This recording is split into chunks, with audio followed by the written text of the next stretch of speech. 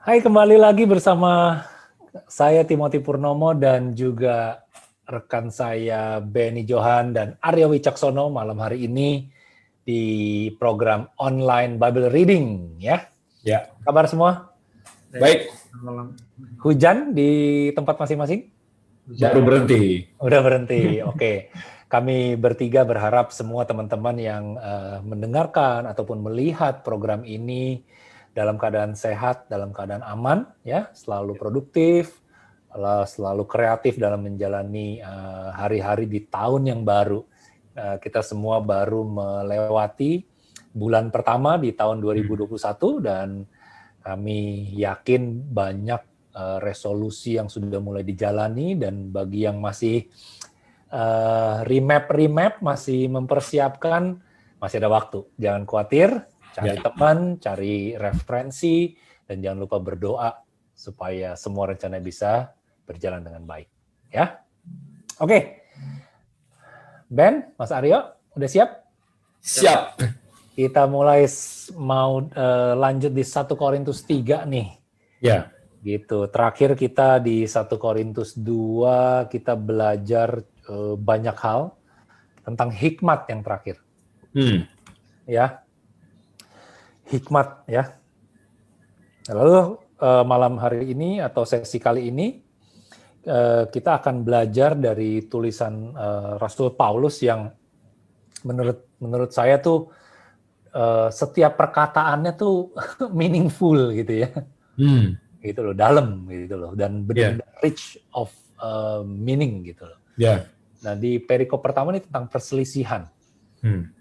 Ya, kita langsung baca? Boleh. Mas Aryo? Ya. Silakan. 1 Korintus 3, perselisihan. Dan aku, saudara-saudara, pada waktu itu tidak dapat berbicara dengan kamu seperti dengan manusia rohani, tetapi hanya dengan manusia duniawi yang belum dewasa dalam Kristus. Susuklah yang kuberikan kepadamu, bukanlah makanan keras, sebab kamu belum dapat menerimanya. Dan sekarang pun kamu belum dapat menerimanya, karena kamu masih manusia duniawi. Sebab jika di antara kamu ada iri hati dan perselisihan, bukankah hal itu menunjukkan bahwa kamu manusia duniawi dan bahwa kamu hidup secara manusiawi? Karena jika yang seorang berkata, aku dari golongan Paulus, dan yang lain berkata, aku dari golongan Apolos, bukankah hal itu menunjukkan bahwa kamu manusia duniawi yang bukan rohani? Jadi apakah Apolos, apakah Paulus pelayan-pelayan Tuhan yang olehnya kamu menjadi percaya, masing-masing menurut jalan yang diberikan Tuhan kepadanya? Aku menanam, Apolos menyiram, tetapi Allah yang memberi pertumbuhan. Karena itu yang penting bukan yang menanam atau yang menyiram, melainkan Allah yang memberi pertumbuhan. Baik yang menanam maupun yang menyiram adalah sama, dan masing-masing akan menerima upahnya sesuai dengan kerjanya sendiri. Karena kami adalah kawan sekerja Allah. Kamu adalah ladang Allah, bangunan Allah. Amin. Amin. Ya. Gimana Mas Aryo? Apa yang dapat? Ya, Paulus membukanya dengan pernyataan yang sangat tegas sekali. Jadi namanya, kamu kalau masih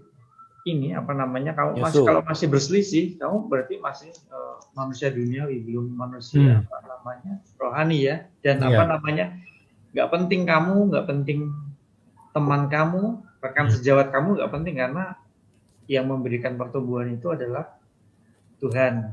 Jadi semua usaha kamu nggak akan berarti apa-apa kalau nggak tumbuh, dan yang punya hak menumbuhkan ya Tuhan itu. Iya.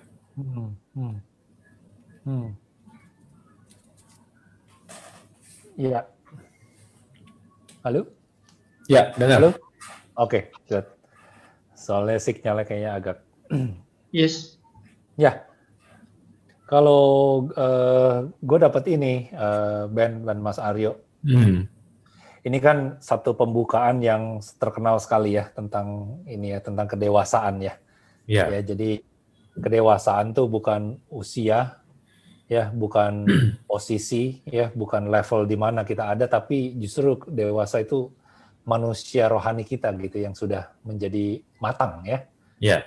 Karena kalau orang udah dewasa rohani, justru dia punya self control, dia bisa membedakan kapan dia mesti melakukan A atau melakukan B, bagaimana dia merespon gitu, ya.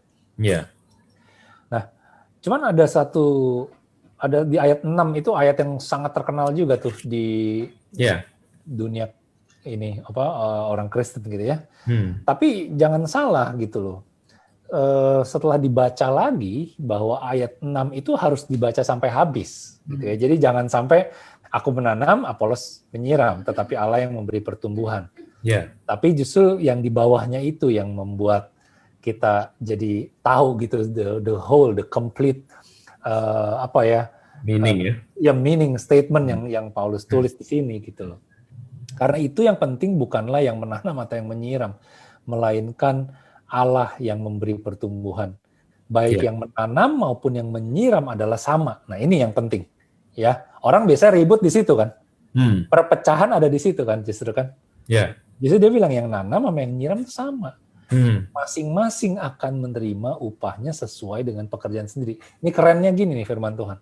Ya, dibilang sama, tapi upahnya sendiri-sendiri. Gitu ya. Karena kami adalah kawan sekerja Allah, kamu adalah ladang Allah, bangunan Allah, gitu.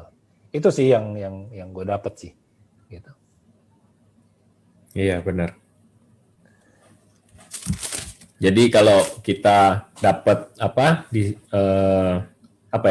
callingnya itu disuruh menanam, ya udah menanam, suruh menyiram, ya udah menyiram, gitu kan. Gitu.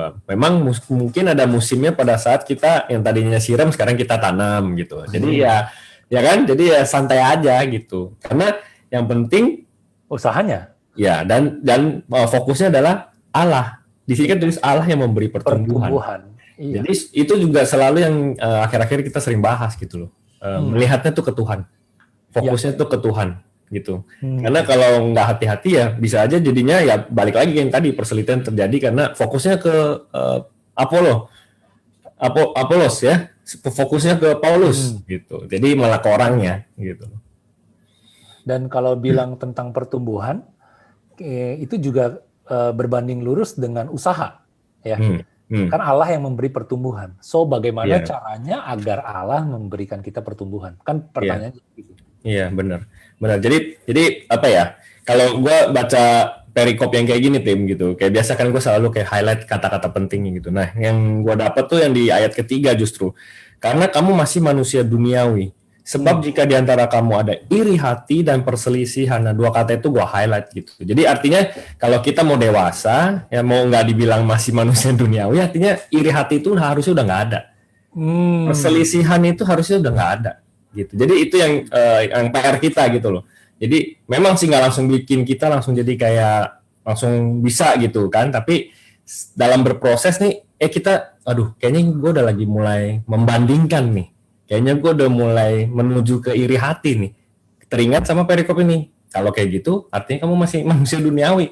Masih tidak dewasa, minumnya cuma bisa susu doang. Gitu. Kalau minumnya cuma bisa susu doang kan berarti yang hal-hal basic gitu. Padahal Tuhan mau sampaikan bukan cuma hal-hal basic. Sampai bahkan kalau kita baca di chapter sebelumnya kan itu bahkan sampai yang dia tulis aku telah menyatakan oleh Roh segala memiliki sesuatu, bahkan hal-hal yang tersembunyi dalam diri Allah. Jadi ada begitu banyak hal yang mau disampaikan, cuman karena kita masih nggak bisa lewat stage itu ya, masih nyusu. Iya, masih iri hati, masih perselisihan ya. Jadi kita gimana mau ngerti hal-hal yang berikutnya lagi gitu. Wow. Nah, ini ada hubungannya nanti di perikop selanjutnya nih. Nanti ingatin ya. Tentang ini ya. Iri hati, masih ada iri hati.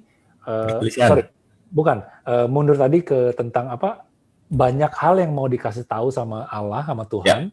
Tapi kalau kita iri hati, gimana cara ngasih taunya gitu ya?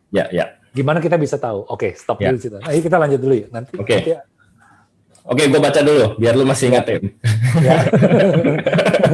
Gue baca, dasar dan bangunan, ya, ayat ke-10. Sesuai dengan kasih karunia Allah yang dianugerahkan kepadaku, aku sebagai seorang ahli bangunan yang cakap telah meletakkan dasar, dan orang lain membangun terus di atasnya. Tetapi tiap-tiap orang harus memperhatikan bagaimana ia harus membangun di atasnya. Karena tidak ada seorang pun yang dapat meletakkan dasar lain daripada dasar yang telah diletakkan, yaitu Yesus Kristus. Ini penting sekali nih. Iya. Ya. Entahkah orang membangun di atas dasar ini dengan emas, perak, batu permata, kayu, rumput kering, atau jerami. Sekali kelak pekerjaan masing-masing orang akan nampak. Karena hari Tuhan akan menyatakannya. Sebab ia akan nampak dengan api, dan bagaimana pekerjaan masing-masing orang akan diuji oleh api itu. Jika pekerjaan yang dibangun seorang tahan uji, ia akan mendapat upah. Jika pekerjaannya terbakar, ia akan menderita kerugian. Tetapi ia sendiri akan diselamatkan, tetapi seperti dari dalam api. Ya. Tidak tahukah kamu bahwa kamu adalah bait Allah, dan bahwa roh Allah diam di dalam kamu? Jika ada orang yang membinasakan bait Allah, maka Allah akan membinasakan dia. Sebab bait Allah adalah kudus, dan bait Allah itu ialah kamu. Janganlah ada orang yang menipu dirinya sendiri. Jika ada di antara kamu yang menyangka dirinya berhikmat menurut dunia ini, ya, biarlah ia menjadi bodoh, supaya ia berhikmat. Karena hikmat dunia ini adalah kebodohan bagi Allah. Sebab ada tertulis, ia yang menangkap orang berhikmat dalam kecerdikannya. Dan di tempat lain, Tuhan mengetahui rancangan-rancangan orang berhikmat, sesungguhnya semuanya sia-sia belaka. Karena itu, janganlah ada orang yang memegahkan dirinya atas manusia. Sebab segala sesuatu adalah milikmu. Baik Paulus, Apolos, maupun Kefas, baik dunia, hidup maupun mati, baik waktu sekarang maupun waktu yang akan datang. Semuanya kamu punya. Tetapi kamu adalah milik Kristus, dan Kristus adalah milik Allah. Amin. Amin. Gitu. Ya. Nah, mau bahas dari mana dulu nih? Mumpung gue masih inget nih. Ya, lanjutin yang tadi ya. Ya, jadi kan bicara tentang Tuhan tuh punya banyak yang mau dia reveal, ya, melalui roh yang ada dalam kita. Ketika kita, nah di sini ditulis nih di ayat 14, tidak tahukah kamu, 16, tidak tahukah kamu bahwa kamu adalah bait Allah, dan bahwa roh Allah diam di dalam kamu. Jika ada orang yang membinasakan bait Allah, maka Allah akan membinasakan dia. Sebab bait Allah adalah kudus, dan bait Allah ialah kamu. So, ini menurut gua, correct me if I'm wrong. Jadi ketika tadi di atas gitu, iri hati, itu segala macam tadi, Isihan, ya. Itu kan, nah itu kan tanda orang yang tidak dewasa, manusianya masih manusia dunia gitu kan, ya kan? Berarti pada saat dia masih ada iri hati, perselisihan itu ya, berarti dia tidak membuat dirinya itu suci gitu ya, dirinya itu sebagai bait Allah gitu ya, karena Tuhan itu adalah kasih, ya kan? Apa yang Tuhan, roh Allah itu, Tuhan mau sampaikan melalui rohnya itu adalah kasih yang keluar melalui kita gitu. Ngerti nggak? The act of love yang akan keluar dari kehidupan kita gitu. So, kalau bait Allahnya atau diri kitanya tidak siap atau masih quote and quote masih kotor pada saat ini, kita belum bersihkan, gimana si kasih itu mau keluar gitu? Either lu jadi orang munafik, atau ya udahlah jadi nggak bisa keluar dah gitu aja gitu loh. Itu yang menurut gue ya malam hari ini tentang roh Allah, apa yang Allah punya, roh Allah, lalu kesiapan diri kita untuk menjadi manusia rohani, lalu ya tentang bait Allah itu sendiri, yaitu tubuh kita. Gitu. Ya, itu sih. Oke. Mas Ariel, nambahin? Kalau aku sih melihat ini signifikan sekali ya, dari ayat 10 sampai 20 ini ya. Saya melihatnya sebagai satu jaminan perlindungan ya. Bahwa jika ada orang yang membinasakan bait Allah, maka Allah akan membinasakan dia. Itu aku melihatnya as a protection. Jadi guaranteed, itu protection itu guaranteed, somehow it is guaranteed and it is well said. Tapi namun syaratnya kita harus mengkondisikan diri kita sebagai bait Allah. Nah ini yang juga nggak mudah juga seperti itu. Dan tadi sebetulnya yang tadi ke perikop yang sebelumnya itu yang menanam dan menyiram gitu ya. Kadang-kadang kita atau saya terlalu sibuk kalau either menanam atau menyiram gitu. I was too busy menanam. I'm too busy menyiram, watering gitu loh. Sampai I feel like tired. Ngangkutin ember-ember untuk nyiramin. What am I doing here? Actually, God, what am I doing? Sehingga saya menyalahkan my partner yang menanam gitu. Hey, aku ini ngangkatin ember, pakai air udah berember-ember. Kamu udah nanam belum? Gitu loh. I said it to my wife gitu. Don't you see, I menyiram. Kamu udah nanam belum? Gitu loh. Tapi kadang lupa bahwa, wait a minute. Intinya bukan di situ, tapi ask God untuk menumbuhkan gitu. That's a good point. Ya, karena ada bagian Tuhan juga gitu yang untuk menumbuhkan gitu. Sometimes dalam hasil our life itu kita akan terarahkan menyiram terus, menanam terus, kadang gitu. Thank you. Ben, tambahin satu aja, aku lupa. Ayat 13 ayat 11 itu salah satu ininya penting. Gimana supaya bait Allah ini kuat berdiri ya. You have to put the right foundation gitu. Gitu sih. Iya kan, awali segala sesuatu tuh dengan nama Yesus gitu kalau menurut gue ya. Iya benar. Iya. Tadi sedikit ke yang Mas Aryo bilang ada jaminan itu. Jika ada orang yang membinasakan bait Allah, maka Allah akan membinasakan dia. Itu kan jaminan yang buat kita. Ya. Cuma namanya firman Tuhan itu pedang bermata dua gitu loh. Always, ya kan? Jadi salah satunya juga untuk kita bisa ngerti ini juga orang yang bisa membinasakan itu bisa jadi diri kita sendiri. Bisa jadi diri kita sendiri. Oke. Ya, gitu. Ya, perspektif lain aja gitu loh. Jadi kita nggak jaga bait Allah ini gitu loh. Jadi kita malah yang membinasakan itu sendiri. Gitu. Karena kita terlalu self-centered. Karena kalau kita baca dari awal sampai sekarang, ini berhubungan dengan mata kita ditujukan kemana? Ditujukan ke Tuhan sebagai dasarnya, dia sebagai yang bisa kasih pertumbuhan, atau balik ke orang, manusia. Gitu loh. Jadi kalau ini ya kita bisa lihat juga ya diri kita sendiri juga gitu. Jadi kita benar-benar ya harus jaga juga bait Allah ini, ya kan? Terus kalau yang tadi tim yang lu bilang karena tidak ada seorang pun yang dapat meletakkan dasar lain daripada dasar yang telah diletakkan yaitu Yesus Kristus. Ini adalah salah satu yang penting sekali supaya kita pengajaran yang kita dapat semuanya kita harus pastikan itu dasarnya Tuhan Yesus Kristus. Karena foundation ini itu harus udah apa yang diajarkan di dalam Alkitab. Ya, kenapa kita harus pegang ini baik-baik? Jadi itu baik lagi di akhir zaman Tuhan bilang akan ada begitu banyak penyesatan. Jadi kalau kita nggak sesuai dengan apa yang udah diajarin di dalam Alkitab, atau ada yang baru nih, versi baru, ceritanya begini. Nah itu berarti kan pondasi baru. Mas Aryo pasti tahu nih kalau bikin bangunan, yang namanya pondasi sekali aja diletakin. Mungkin di atas pondasi terus habis itu bangun ada pondasi lagi, nggak bisa, ya kan gitu. Jadi pondasinya cuma itu. Makanya Tuhan Yesus bilang pondasinya, Paulus bilang pondasinya Tuhan Yesus.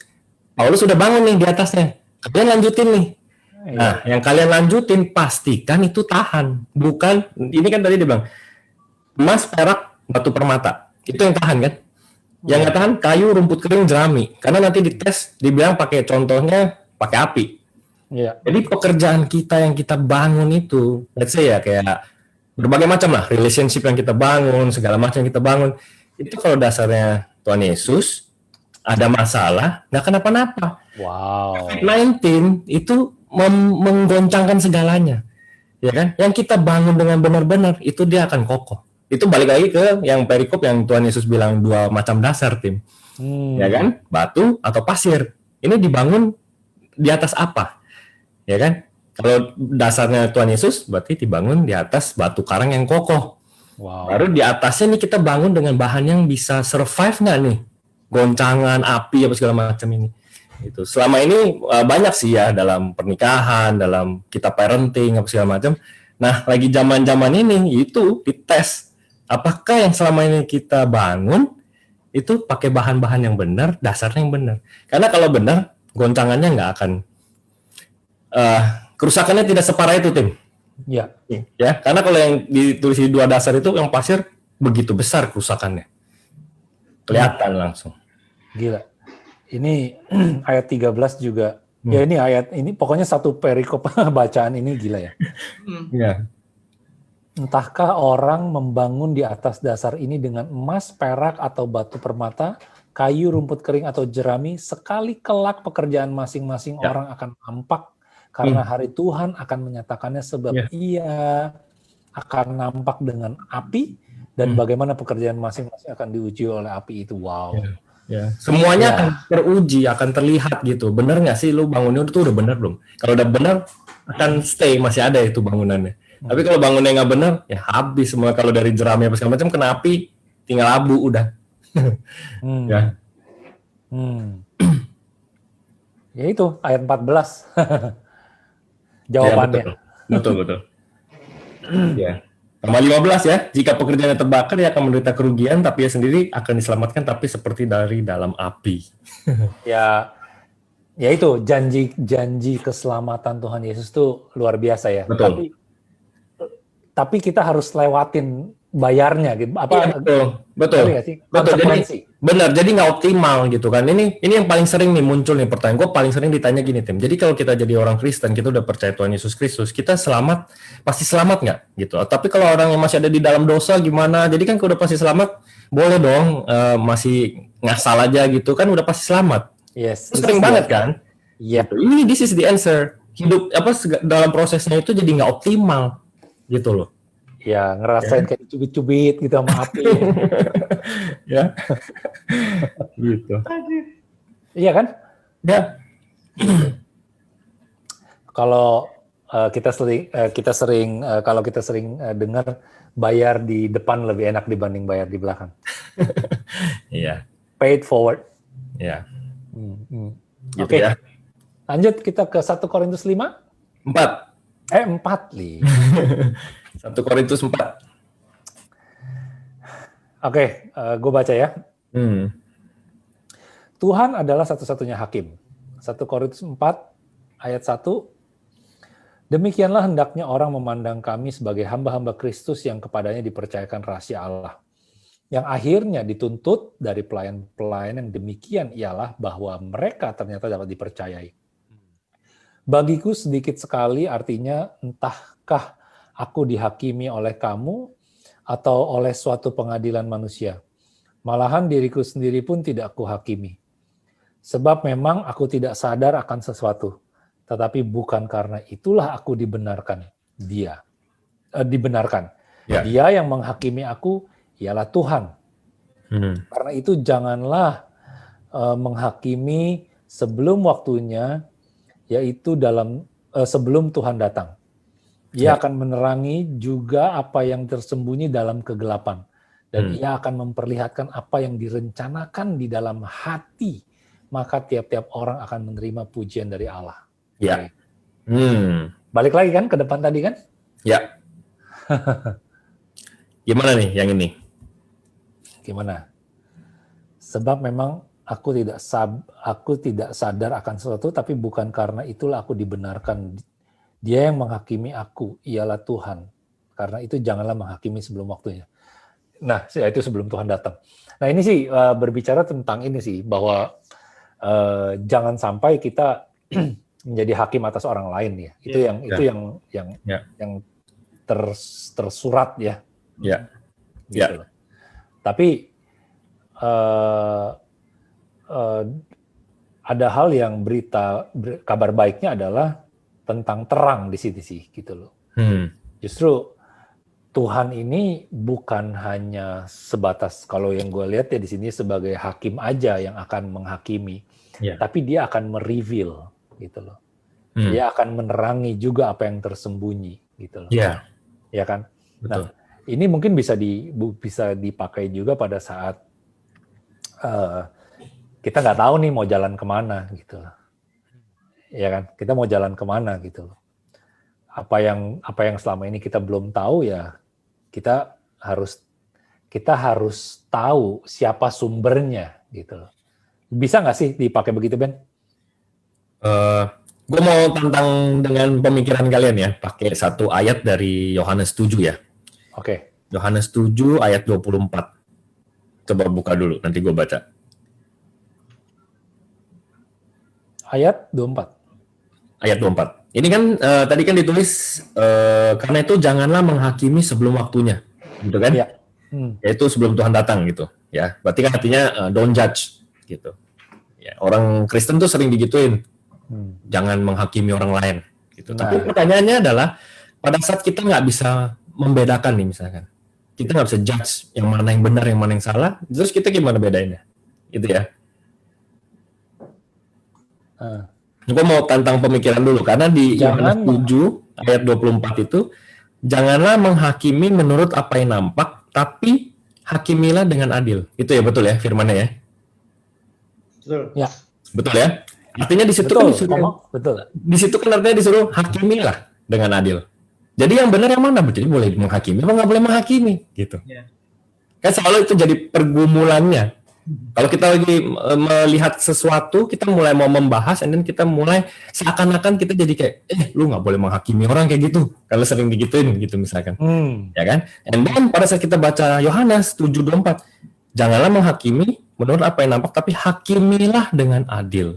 Terus kita baca lagi yang di sini, jangan menghakimi sebelum waktunya, sebelum Tuhan datang. Gitu. Nah, jadi kita harus bisa, pada saat kita baca Bible, udah baca semuanya, kita jadi mengambil sebuah kesimpulan Bible base berdasarkan Alkitab. Gitu. Jadi apa?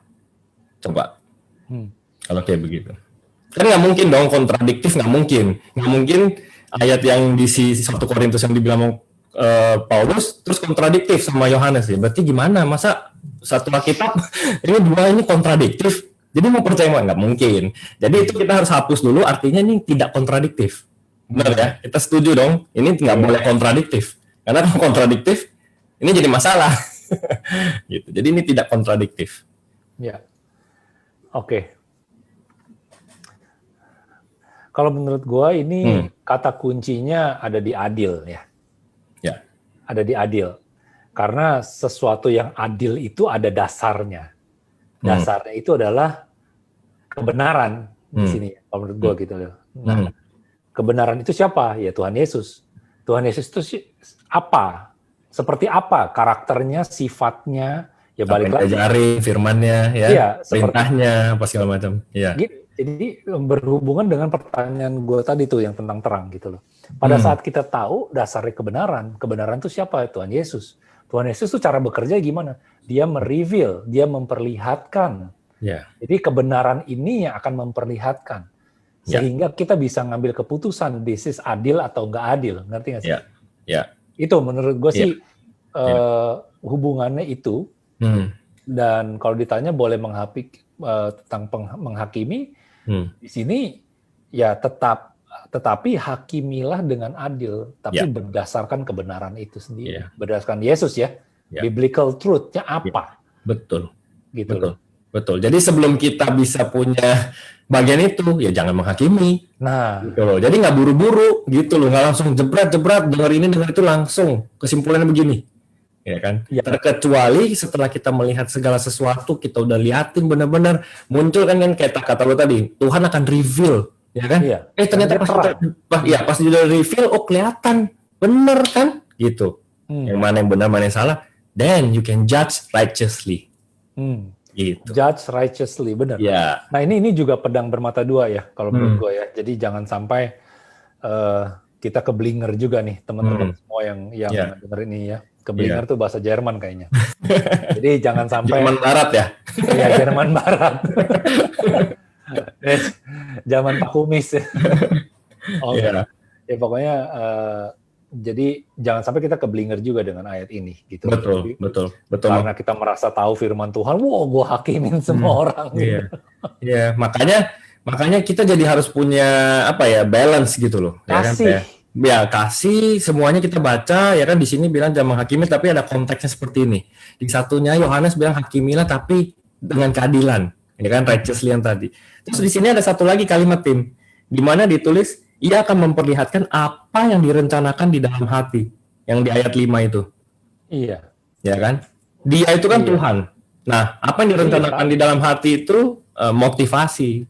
Itu satu-satunya yang kita nggak akan bisa tahu motivasi orang tuh apa. Yang tahu cuma Tuhan dan orang itu. Makanya ada batasan kita nggak bisa menghakimi. Karena ada satu bagian yang kita nggak mungkin bisa dapat. Yang tahu cuma Tuhan. Nggak bisa lihat. Gitu. Betul.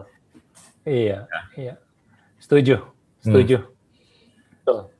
Tapi motivasi yang baik pasti outputnya akan baik. Itu udah hukumnya gitu ya. Formulanya ya. Nggak mungkin motivasi yang baik hasilnya buruk tuh kan nggak mungkin. Iya kan? Iya betul. Nah sekarang gue ada challenge juga nih, lagi mumpung keingetan. Kalau motivasi yang baik, kalau kita keep nggak kita omongin, itu benar atau salah? Contoh. Ya misalkan kita mau kita tahu bahwa kejadian itu nggak baik gitu ya. Lalu kita tahu nih, tapi kita nggak omongin gitu. Itu kita baik apa enggak gitu? Ini sesuatu yang terlalu abu-abu contohnya, ya kan? Karena harus jelas konteksnya gitu loh. Tapi kan tetap kita semua harus berhikmat juga, Tim. Gitu. Ya kan? Jadi segala sesuatu yang kita baca nih 360 gitu loh, yang mau kita lakukan sampai jadi action itu semuanya ya harus, nggak ada satupun yang melanggar perintah Tuhan gitu maksudnya, ya kan? Gitu, ya kan?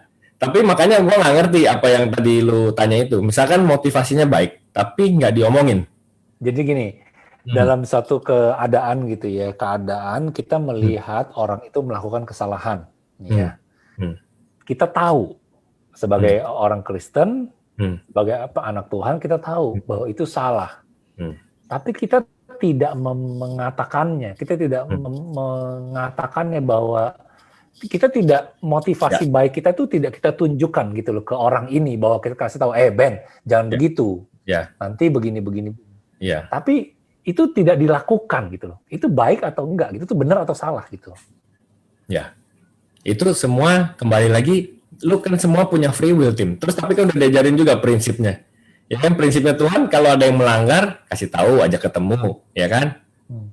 Terus dua ketemu, terus kalau nggak mau dengar lagi, ya kan? Yang kita baca di mana tuh, Tim? Matius ya, gitu. Prosesnya seperti apa udah pernah dijelasin. Gitu. Tapi kan pertanyaannya adalah, lu memutuskan untuk tidak melakukan itu, ya kan? Iya. Ya kan? Iya. Menurut gua, lu nggak lakukan, orang lain nanti akan lakukan juga anyway, gitu. Nah, masalahnya adalah lu bilang salah apa nggak salah, gitu. Ya selama lu akan bergumul, pada akhirnya lu akan kasih tahu juga, benar nggak sih? Ya nggak? Karena banyak di kehidupan sekarang tuh itu gitu loh. Ada satu quote, Iya. Kesalahan seorang pria bukan ketika dia melakukan sesuatu, tetapi kesalahan seorang pria adalah ketika dia tidak melakukan sesuatu padahal dia harusnya melakukan itu. Benar. Karena benar sih, Tim, gitu. Tadi gua coba mengerti pertanyaan lu ya, gitu. Sampai satu titik kan lu pasti akan merasa ini harus dilakukan. Makanya kan fuelnya kasih lagi gitu loh. Fuelnya kasih lagi. And then ya harus dilakukan. Tapi bagaimana cara melakukannya lagi? With love. Hikmat lagi. Ya kan? Gitu. Karena konten yang kita mau sampaikan dengan bagaimana kita menyampaikan itu sama pentingnya. Gitu loh. Kadang kita mau kasih tahu kebenaran tapi cara kita nih salah. Langsung jepret malah nggak nyampe. Ya kan? Gitu. Jadi kan kita semua juga istilah gini loh, Tim. Lu tanya gue salah apa nggak salah, itu biar Tuhan dah yang tahu. Karena setiap orang punya motivasi dan kan, gitu. Itu susah. Nah, di sini kan nggak boleh ngejudge gitu kan. Kita juga nggak bisa. Tapi yang satu yang gue yakin, kita pasti akan berproses. Gitu loh. Kalau kita berproses ya kita sampai satu titik, ya kalau memang masih ada kesempatan itu pasti sampai satu titik dilakukan juga, gitu. Tapi nanti kalau ada pakai ayat yang ini, seorang musuh akan memberikan ciuman yang bertubi-tubi, gitu ada ayatnya kan, orang maksudnya kepada sahabatnya gitu. Iya. Ada ayatnya itu, aku lupa. Itu di mana? Harus cari dulu loh. Kalau ada itu bahaya loh. Ada, tapi bacanya jangan sepotong, gue yakin. Iya. Iya. Tapi ya betul, penyampaian itu juga harus berhikmat ya, karena antara pesan dan kesan itu sama importance. Iya, betul. Justru kan kadang karena kenapa kita masih belum kasih tahu, Tim, benar nggak sih, Tim? Karena kita belum tahu how to-nya nih, harus gimana ya caranya.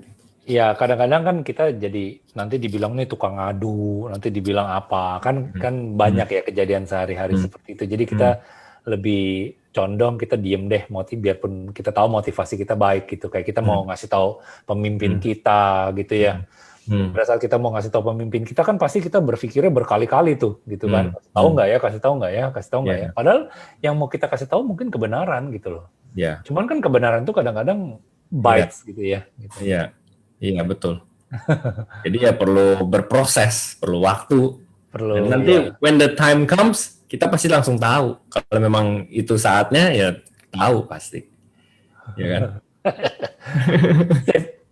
Lanjut. Susah loh pertanyaan Timothy itu untuk dijawab. Iya. Karena pertanyaannya adalah salah apa nggak salah. Nah itu susah. Itu cuma Tuhan. Itu pertanyaan jebakan, jangan masuk dalam situ. Kalau gue bilang salah, wah gawat. Ini tadi baru disuruh jangan menghakimi, judge righteously, gue langsung masuk ke dalam perangkap itu. Makanya kalau udah kayak gitu, tunggu dulu Tim, ini mau dibawa kemana? Iya, karena ya itu kayak gue bilang, kayak di kantor, kayak di mungkin teman-teman ada yang masih sekolah yang denger gitu ya.